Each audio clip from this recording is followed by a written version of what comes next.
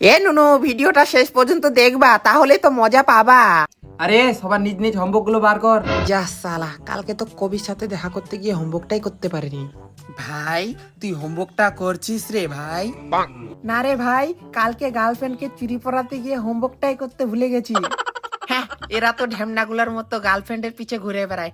আমাকে দেখো, আমার রাতে একটা জলপরি আসে, তার সাথে করেই আমার পড়ে যায়। ও, আমরা কি তোর মতো নাকি রে, যে রাতে ওইসব নোংরামি ভিডিও দেখে নোংরামি কাজ করব?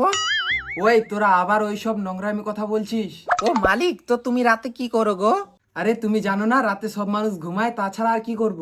ও মালিক, আমি তো তোমাকে সেদিনকে বাথরুমে গিয়ে হাতটা জোরে জোরে নাড়াতে দেখছিলাম, ওইটা কি ছিল গো? যা সালা, এই আবার কিভাবে জানলো এই কথাটা? না, আমাকে এই কথাটা কেমন না কেমন করে ফেলাইতেই হবে। আরে হয়েছে হয়েছে, হোমওয়ার্ক গুলো বার করো এবার।